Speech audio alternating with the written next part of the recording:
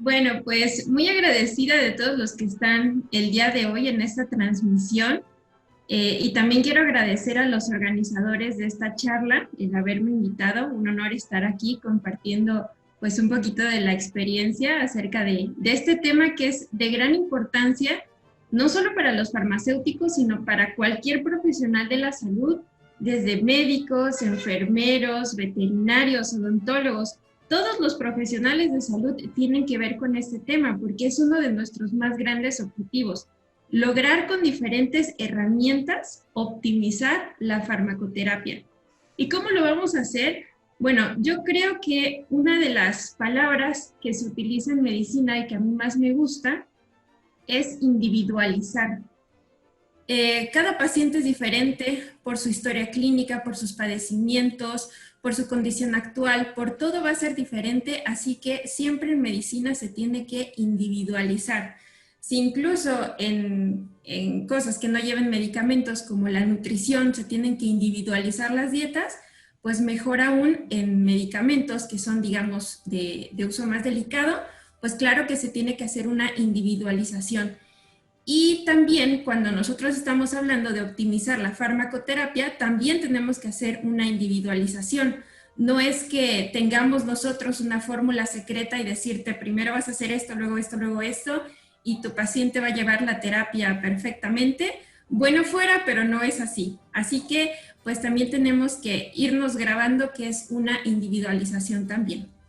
Cuando nosotros hablamos de la optimización de la farmacoterapia, hay muchas líneas que se pueden hablar, que se pueden investigar, pero una de esas líneas que a mí en lo personal me gusta mucho es la importancia de la comunicación con el paciente. Si tú logras una comunicación efectiva con el paciente y no solo hablarle, sino comunicarte efectivamente, pues vas a estar promoviendo que esta farmacoterapia se optimice. Así que es de lo que vamos a hablar el día de hoy, de lo que les voy a hablar el día de hoy, de la importancia de la comunicación con el paciente. Bueno, entonces ahora sí me presento, yo soy la química Laura. Actualmente soy propietaria de una farmacia comunitaria en donde realizo los servicios farmacéuticos, así que también en una parte de la plática voy a enfocar la plática al farmacéutico comunitario, pero en general está dedicado a todos los profesionales de la salud, ya que a todos les compete este tema y que espero que sí nos estén observando diferentes profesionales de la salud. Bien, pues empecemos. Voy a empezar hablando de cuáles serían las características de ese profesional de la salud que tiene contacto con el paciente. Aparte de las características técnicas de conocimiento que debe tener cada persona, cuando nosotros estamos hablando de la comunicación con el paciente, necesitamos, creo yo, estas características. Si tú vas a estar en contacto con el paciente, mejor que tengas estas características. Y si no las tienes, ¿qué hacer? Bueno, pues trabajarlas de diferentes maneras. Primero, hay que ser empático. ¿Y qué es ser empático? Es una capacidad de ponerse en el lugar de la otra persona, lo que está sintiendo y comprenderlo, no solo escucharlo y decir, sí, entiendo que se siente triste. Bueno, ¿se va a tomar una cada 8 horas? O sea, realmente no. No te estás poniendo en el lugar de esa manera. Que la otra persona entienda, sienta, perciba que sí te estás poniendo en su lugar, que sea honesto. Porque sí se nota cuando alguien solo te está escuchando, ¿cómo se dice por ahí? Te dan el avión. No sé si todos entiendan ese chiste, pero sí, sí se nota que solo te están escuchando, pero están pensando en otras cosas y ni siquiera te voltean a ver, están escribiendo la receta. Ajá, sí, entiendo. Bueno, esta es su receta, pasa por favor a pagar. No, hay que ser empático con las personas, que sea algo honesto, que te salga de corazón ponerte en el lugar de la otra persona. Esto va muy relacionado con la segunda, que es tener inteligencia emocional desarrollada. Y no solo los profesionales de la salud deberíamos interesarnos en la inteligencia emocional. Siento que todas las personas deberíamos trabajarlo más de lo que a nosotros se nos dice. Creo que desde las escuelas deberíamos trabajar mucho en este tema de la inteligencia emocional, ya que Se ha notado que es más importante tener un autoconocimiento que tener un elevado coeficiente intelectual. Eso te garantiza más éxito. Así que si tú sabes reconocer las emociones, reconocer tus emociones, reconocer las emociones de la otra persona, poder controlarlas y llevar la situación, eso es inteligencia emocional.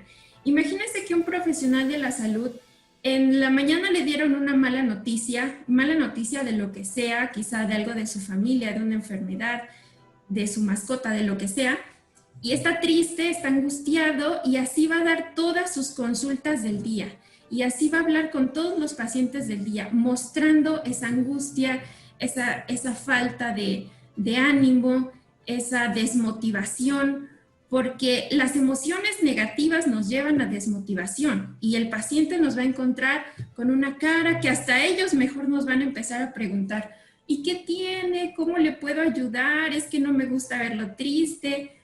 El profesionista farmacéutico, el profesionista de la salud debe estar ahí como un apoyo optimista, decir, sí tengo este problema, pero estoy en el trabajo y necesito apoyar a mis pacientes, controlo mis emociones, comprendo sus emociones y las trabajamos. Así que la inteligencia emocional es muy importante. Hay varios cursos acerca de la inteligencia emocional, así que pues sería buena idea de repente tomar uno de estos cursos o hablarlo también con un psicólogo. Bueno, la siguiente característica es que sean accesibles o cercanos. No me estoy refiriendo a la distancia geográfica, que también es importante, claro está, sino que el paciente sienta que vas a estar ahí, que te puede llamar, que te puede mandar un mensaje, que te puede ir a ver y sabe que vas a estar para él, que vas a desocuparte, que le vas a poner atención a su caso, que te puede preguntar algunas dudas que tenga, por más mínimas que sean, por más, a veces dicen, ya sé que mi pregunta es medio tonta, pero me gustaría hacérsela. Eso es ser accesible, el decir, me puedes preguntar lo que sea, y no solo decirlo, que los pacientes lo sepan, que digan, no, a él le puedes preguntar lo que sea, él siempre te va a contestar con buen humor, siempre está de ánimo, siempre es empático. Y bueno, el siguiente es tomador de decisiones, porque cuando tú estás con esa plática con la persona, ya sea en una consulta, en una entrevista farmacéutica, de repente tu cerebro tiene que ir a 1000 por hora, porque tienes que estar resolviendo muchas cosas farmacéuticas, muchas cosas médicas, pero también tienes que estar con los sentimientos de decir, en serio, sí, entiendo la situación, ser empático, pero por dentro la parte técnica tiene que estar avanzando, tiene que estar corriendo, de decir, ok, entonces le voy a quitar este medicamento, entonces lo vamos a cambiar por esto otro, creo que en esta parte me está mintiendo, porque tienes que ser un tomador de decisiones ágiles, no le puede decir, bueno, entonces regrese mañana y voy a ver qué le mando, mientras lo voy a pensar. Tu cerebro tiene que ir a 1000 por hora. Bien. Y por último, y por eso está de otro colorcito, porque es de lo que vamos a hablar más el día de hoy, es la capacidad de la comunicación efectiva. Y tiene esta palabra de efectiva porque una cosa es poder comunicar, pero si tú lo haces efectivo, estás haciendo un diálogo. Yo te doy una parte y también recibo una respuesta, y esa respuesta va acorde a lo que yo estoy diciendo. Así que sí, es todo un arte esto de la comunicación efectiva, que todos los profesionales de la salud deberíamos estar trabajando, y más si tienes contacto directo con los pacientes. Bueno, estas 3 palabritas que vemos aquí es algo que nos repiten mucho: identificar, prevenir, resolver. Siempre tienes que identificar, prevenir, resolver. Y esto nos va a llevar a optimizar, que es la palabra que estamos utilizando el día de hoy. Y decimos, bueno, pero ¿qué es optimizar? Si yo quiero optimizar, ¿qué significa? Bueno, optimizar significa buscar la mejor manera de realizar una actividad, porque tienes varios caminos, pero tienes que encontrar la mejor manera para realizar eso que tú quieres mejorar. Y en este caso estamos hablando de farmacoterapia, ¿sí? Entonces, ¿cuál va a ser el mejor camino para lograr mejorar esta actividad? Depende, como les decía al inicio, de cada paciente, de cada sintomatología, de cada historia clínica, porque hay que individualizar. Pero para que tú puedas identificar, prevenir, resolver, ya sea problemas relacionados con medicamentos o resultados negativos a la medicación, tú necesitas poder comunicarte. Porque si el paciente no te habla de lo que tiene, de lo que ha hecho, de lo que no ha hecho, tú no vas a poder identificar ni problemas relacionados con medicamentos ni resultados negativos a la medicación. Quizá te podrías dar cuenta, no sé, con sus análisis de laboratorio y de repente pues ves que está fluctuando mucho alguno de las cifras y pues entonces te preguntas, creo que no está tomando su medicamento o algo está pasando aquí, aunque no te lo está diciendo. Quizá en ese momento sí lo puedas detectar, pero es más fácil si te ganas la confianza de tu paciente y así te puede decir con toda honestidad, aunque sepa que quizá lo vayas a regañar un poquito, pero solo así vas a poder identificar, vas a poder prevenir y con esto vas a poder resolver, porque si no identificas, si no previenes, no vas a poder resolver ni problemas ni resultados negativos a la medicación. Bien, una herramienta que tenemos todas las personas y que tenemos todos los profesionales de la salud es muy fácil, es la comunicación. Y la comunicación es algo que llevamos a cabo desde pequeños, pero igual y no alcanzamos a desarrollarla como se debe. No en las escuelas quizá te llevan más allá de explicarte qué es el diálogo y tienes un escucha y un oyente. Nosotros tenemos diferentes canales de comunicación y cada persona tiene un canal de comunicación con el que se siente más a gusto. Tenemos la comunicación visual, tenemos la comunicación auditiva y la comunicación escrita. Y tú debes encontrar en cada uno de tus pacientes con cuál se siente más cómodo o cuál funciona para ese paciente si tú quieres una mejor comunicación. Porque, por ejemplo, mi canal de comunicación, yo soy muy visual, todo lo tengo que hacer con dibujitos, inclusive hasta cuando estudiaba para los exámenes, flechitas y dibujitos, pero ese es mi canal de comunicación. Otras personas son más auditivas y otras personas necesitan que se lo escribas para verlo con palabras. Así que puedes tener, por ejemplo, en tu consultorio algunos esquemas, algunos dibujos. Me imagino quizá de un sistema digestivo en donde le puedas mostrar, mire, aquí es donde va a actuar su medicamento, esta parte es la que usted tiene inflamada, no sé, verlo con imágenes. Si tú detectas que tu paciente lo ve muy rápido, pero solo te está viendo la cara cuando le estás hablando, pero casi no voltea a ver al esquema, quiere decir que tu paciente es más auditivo. Así que estos esquemas, estos dibujos no van a funcionar para él. Necesita estar viendo cómo estás gesticulando, cómo estás hablando para que te pueda poner atención y comprenda realmente lo que estás diciendo. A otros les funciona mucho la parte escrita y yo creo que a la mayoría le funciona si tú combinas las tres. Si aparte de la receta con indicaciones le pones flechitas, y eso sería la parte visual, y aparte se lo explicas con voz, pues entonces tú tienes más probabilidades de que exista una optimización de la farmacoterapia.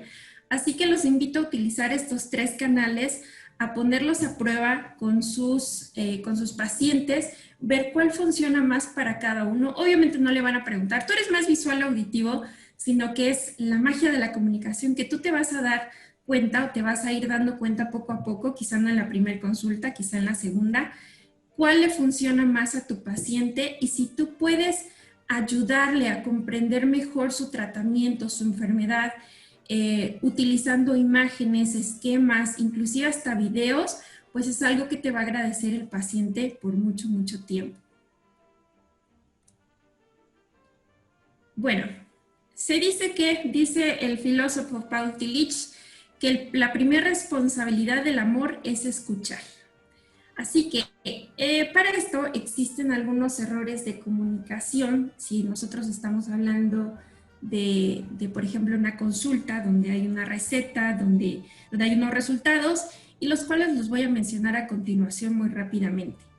Si nosotros estamos hablando de las recetas, uno de los errores más comunes de comunicación es que las recetas sean ilegibles.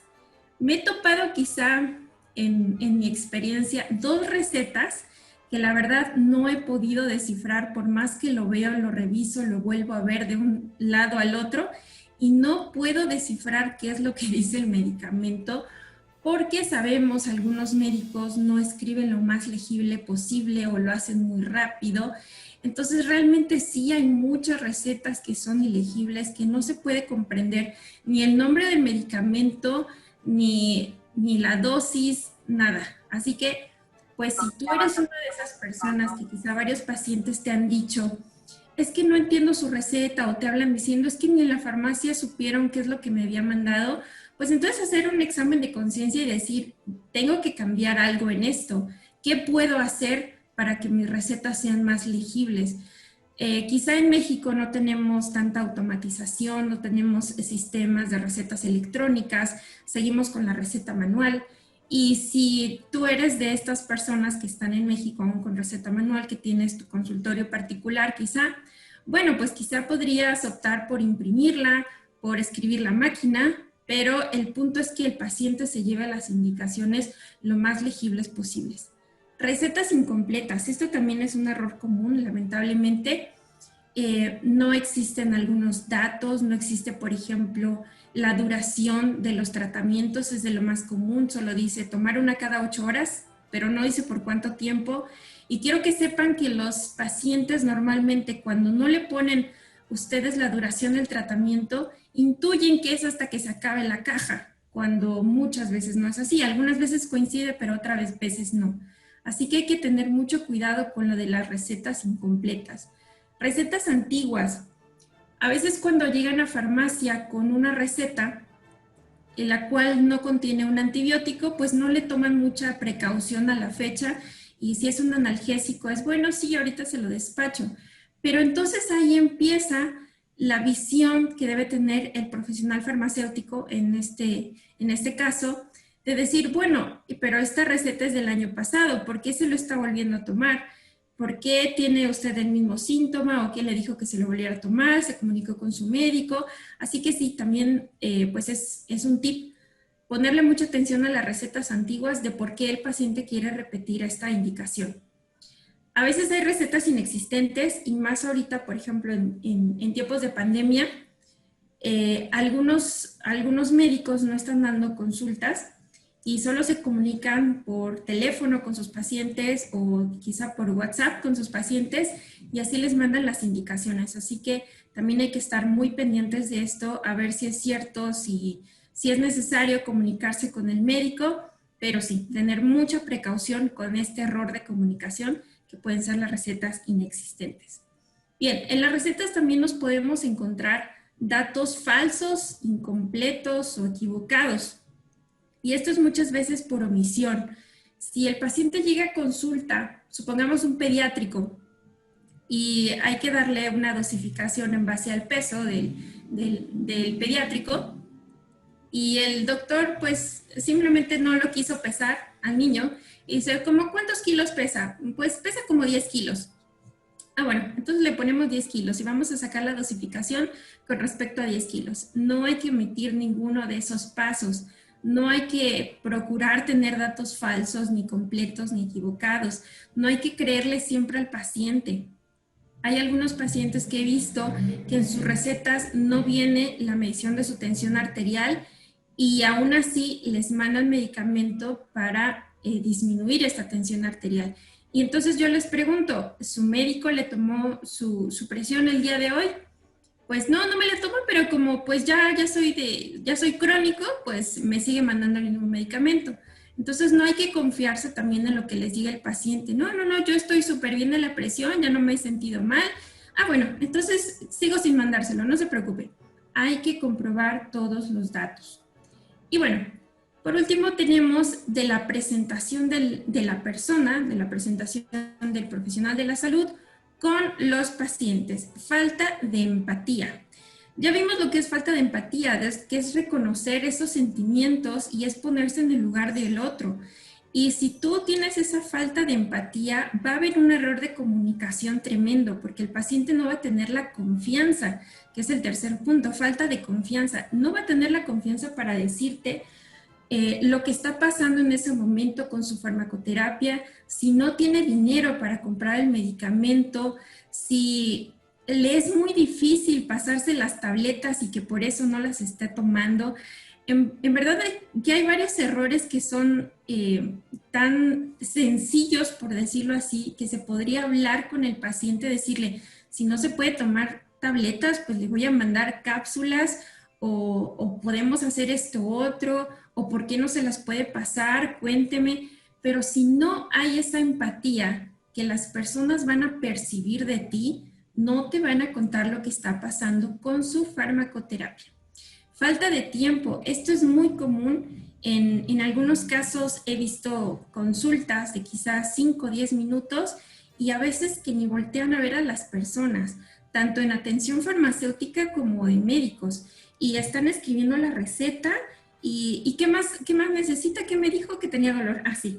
Y sí, su medicamento para la presión. Pero no le damos el tiempo que la persona nos cuente cómo ha estado, cómo se ha sentido, qué ha pasado en su vida y cómo están llevando esta pandemia. Necesitan el tiempo las personas para que sientan esta empatía, sentir que te importa, qué está pasando, qué está viviendo. Y bueno, la falta de seguimiento también es todo un tema. La falta de seguimiento médico, de seguimiento farmacéutico.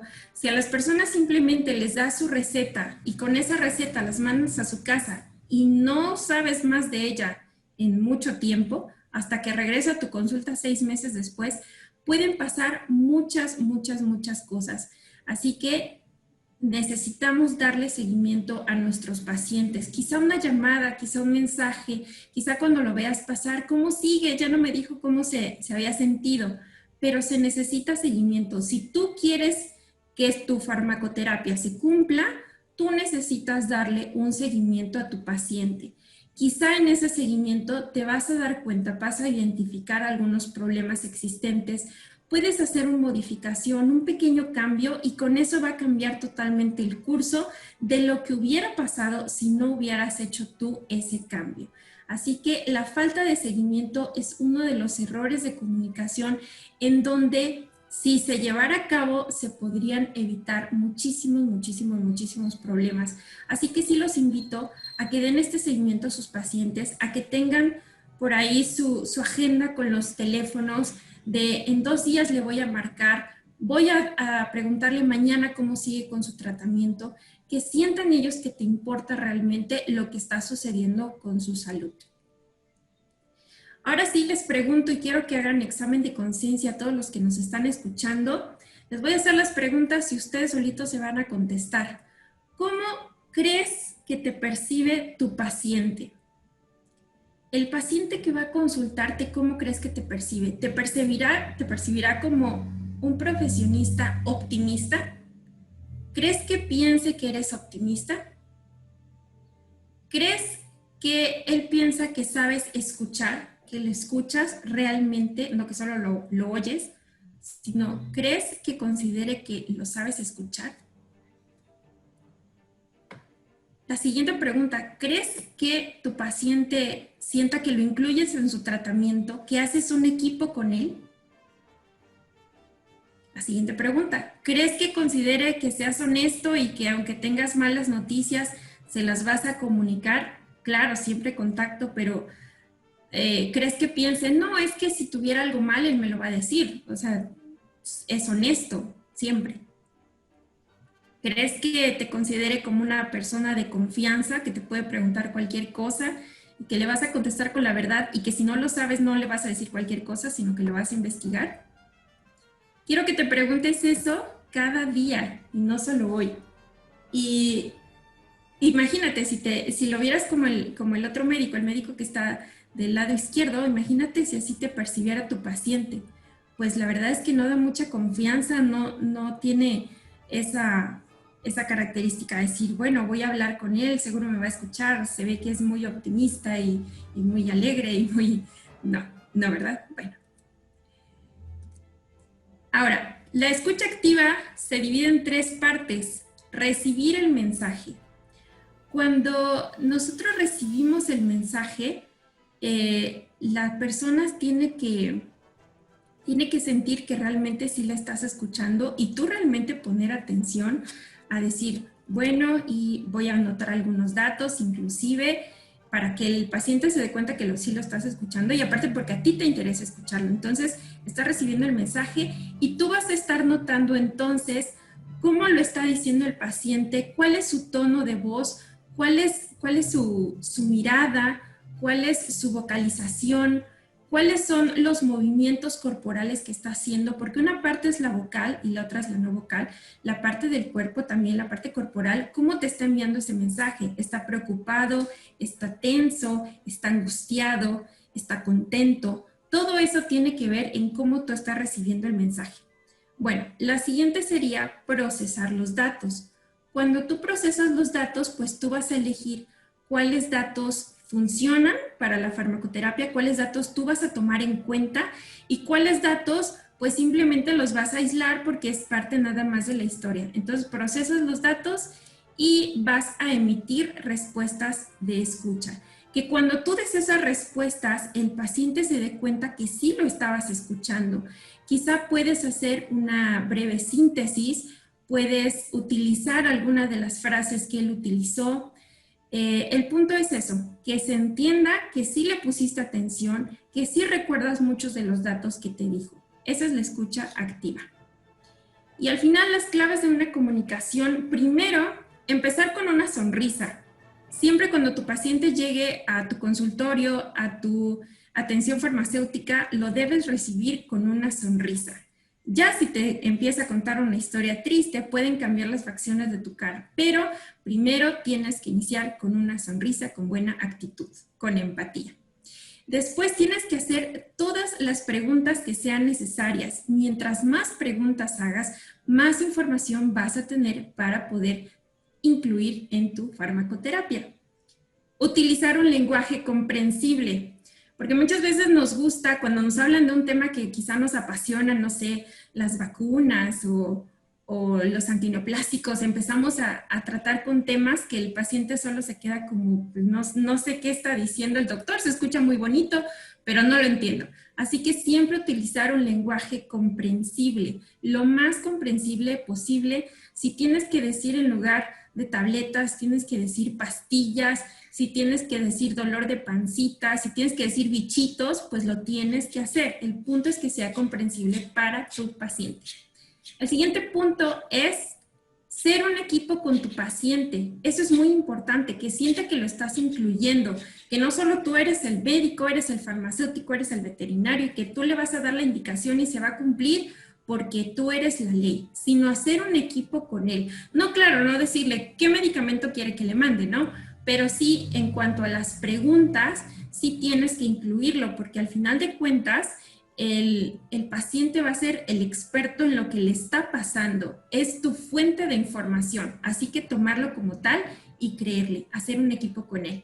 La siguiente es transmitir solo la información necesaria, porque a veces damos muchas vueltas y nos vamos con otra cosa y le empezamos a decir, bueno, ese es otro tema, pero luego lo tocamos, mejor vamos a regresarnos. Ah, sí, lo que le estaba diciendo era esto, pero ya sé que le iba a comentar, le iba a decir esto otro, y nos vamos por muchos lados que al paciente lo dejamos medio mareado. Así que es seguir una ruta. Y es a lo que se refiere la última imagen, que es conducir la entrevista. Tenemos que conducir esta entrevista farmacéutica o esta consulta para llevarlo de, vamos a ver cuál es su estado actual, vamos con las preguntas, ahora le voy a explicar su farmacoterapia, preguntas finales, y se va a llevar la última tarea. Bien, entonces es conducir, llevar una conducción, primero, desarrollo, final. Como todas las cosas, se necesita llevar una ruta correcta. Bueno, pues para finalizar nada más quiero que nos preguntemos hoy, ¿cuántas personas se han llevado tu consejo? ¿A cuántas personas las has ayudado con un consejo de salud el día de hoy? ¿Y cuántas personas se han llevado tu sonrisa? Eso pregúntenselo todos los días. Bueno, pues les agradezco mucho. Esta fue mi presentación. Ahí están igual mis datos de contacto por si alguien me quiere escribir.